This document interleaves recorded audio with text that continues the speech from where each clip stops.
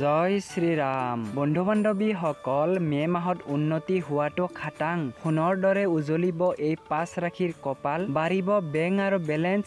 82 বছৰৰ পিছত বিশেষ এই ৰাজযোগ। এই কাকতলীয়া যোগৰ শুভ প্ৰভাৱ পৰিব কেইবাটাও ৰাশিৰ জাতক জাতিকাৰ ওপৰত। অক্ষয় তৃতীয়াৰ দিনাই সৰ্বাসিদ্ধি যোগ, শোভন যোগ আৰু ৰবি যোগৰ শুভ সংগঠিত হ'ব। 3 গুৰুত্বপূৰ্ণ যোগৰ এই সমন্বয়ত লাভৱান হ'ব কেইটামান ৰাশিৰ ওপৰত। জ্যোতিষ শাস্ত্ৰ অনুসৰি এই অসাধাৰণ যুগত 5 ৰাশিৰ বাবে প্ৰচুৰ লাভ দিব পাৰে। কোন কোন 5 ৰাশি সৌভাগ্য খুলিব অক্ষয় তৃতীয়াত জানো আহক। প্ৰথম ৰাশিটো হৈছে বৃষ ৰাশি। আৰ্থিক আৰু পাৰিবাৰিক বিষয়ত বিশেষ লাভৱান হ'ব এই বৃষ ৰাশিৰ জাতক জাতিকাই। চাকৰি আৰু ব্যৱসায়ত সাফল্য আহিব তেওঁলোকৰ। বিনিয়োগৰ বাবে ভাল সময়। যদি আপুনি কৰবাত ধন লগাই থৈছে তেতিয়াহ'লে এইখিনি সময় আপোনাৰ বাবে অত্যন্ত শুভ হ'ব। চাকৰিয়ালে শুভ সংবাদ পাব পাৰে। দ্বিতীয় ৰাশিটো হৈছে কৰ্কট ৰাশি। যদি আপুনি কৰ্কট ৰাশিৰ লোক হয় তেন্তে নতুন চাকৰি প্ৰচেষ্টা সফল হ'ব আপোনাৰ। যদি বহু দিন ধৰি চাকৰিৰ বিষয়ে যুঁজি আছিল তেন্তে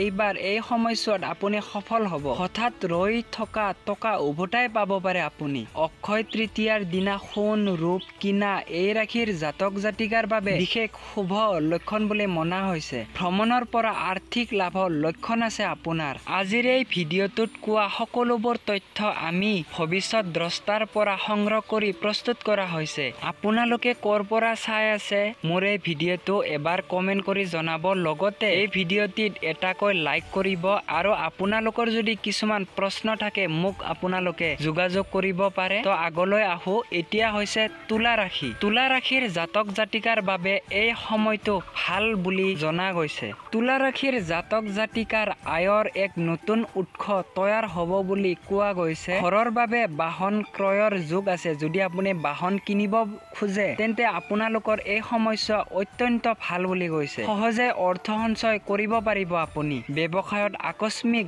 অৰ্থ লাভ হ'ব পাৰে।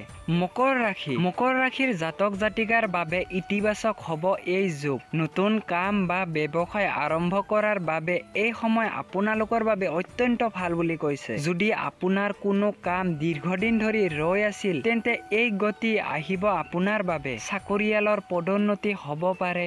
কুম্ভ ৰাশি। ঘৰৰ যিকোনো সদস্যৰ পৰা আৰ্থিক সাহায্য পোৱাৰো যোগ আছে। ব্যৱসায়ীসকলে লাভত অপ্ৰত্যাশিত বৃদ্ধি পোৱাৰো যোগ আছে। প্ৰত্যেক সম্পত্তি লাভ হ'ব আপোনাৰ। দৈনিক আয় বৃদ্ধি হ'ব আপোনাৰ। বন্ধু বান্ধৱীসকল, শেষত এটা কথাই কওঁ, নিয়ম কৰিব আপোনালোকে। নিয়ম কৰিলে নহ'বলগীয়া ঘটনাও আপোনালোকৰ হৈ যাব পাৰে। গতিকে নিয়ম কৰক, বিশ্বাস ৰাখক। এদিন নহয় এদিন আপোনালোকে যি কামতে নহওক সফল হ'ব। ধন্যবাদ।